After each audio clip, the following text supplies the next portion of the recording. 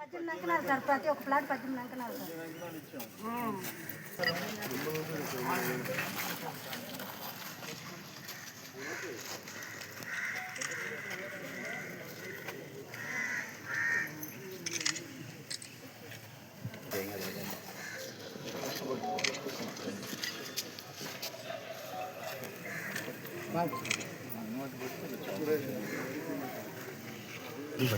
మాతో పాటే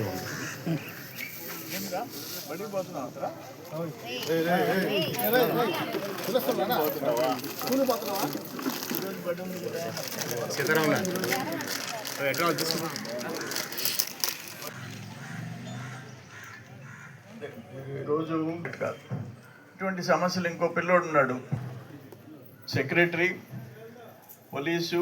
ఒక్క కుటుంబం, గిరిజన కుటుంబంలో 5 మంది 65,000 రూపాయలు డబ్బులు పడ్డాయి. వాళ్ళు 13,500 ఇస్తే పిఎం కిసాన్ యోజన అన్నదాత సుఖీభవ మేము 20,000 రూపాయలు ఇస్తున్నాం. వాళ్ళు ఒక్క బిడ్డకి ఇస్తే తల్లికి వందనం మేము ఎంతమంది ఉంటే అంతమందికి ఇస్తున్నాం. 4,000 రూపాయలు పింఛన్ చేసాము, 6,000 రూపాయలు, 10,000, 15,000 రూపాయలు కూడా ఇస్తున్నాము. ప్రత్యేక శ్రద్ధ తీసుకుంటున్నాం. అందుకని అది ఓర్చుకోలేక పిచ్చి వాగుడు వాగటం. ఇప్పుడు భోగాపురం నీకు ఎయిర్పోర్ట్ వస్తే ఎందుకు అంత కడుపుమంట, మీరు దాన్ని గాలికి వదిలేశారు.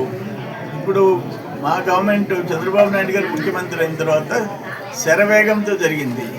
ఇంటర్నేషనల్ ఎయిర్పోర్టు ఆ 3 జిల్లాలకి సంబంధించి శ్రీకాకుళం, విజయనగరం, విశాఖపట్నంకి సెంటర్ పాయింట్గా వచ్చింది. అది కూడా చూసి ఓర్చుకోలేని పరిస్థితి వైసీపీ వాళ్ళకి వచ్చింది. అందుకని అన్కంపారబుల్ లాస్ట్ 5 years జరిగిన పనులకి గ్రామాల్లో ఈ 2 సంవత్సరాలు జరిగే పనులకి పోలికే లేదు. ఏ గ్రామానికి పోయినా తెలుస్తుంది. వాళ్ళు నోరు బారేసుకోవటం తప్ప పిచ్చి వాగుడు, పిచ్చి కూతులు, పచ్చి అబద్ధాలు, దాంతోనే జీవితం గడిపేస్తున్నారు. కానీ ప్రజలు అర్థం చేసుకుంటారు ఎవరి బతుకులు ఏంటి అని అనేది. ప్రజలు అర్థం చేసి ప్రజలకి తెలుసు. మా గ్రామంలో మా బతుకేందో తెలీదా? నీ గ్రామం చుట్టూ నీ బతుకు తెలీదా?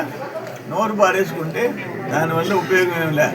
ఏం చేస్తున్నాము ప్రజలకి, రైతులకి ఏం చేస్తున్నాము అనేది.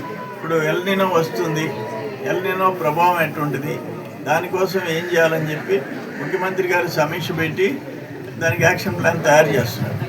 సో రెస్పాన్సిబుల్ చీఫ్ మినిస్టర్ అక్కడ ఉన్నాడు, సపోర్ట్గా లోకేష్ బాబు గారు, పవన్ కళ్యాణ్ గారు, అక్కడ ఢిల్లీలో మోడీ గారు ఉన్నారు. మొత్తం రాష్ట్రానికి మంచి రోజులు వచ్చాయి, మంచి భవిష్యత్తు ఉంది.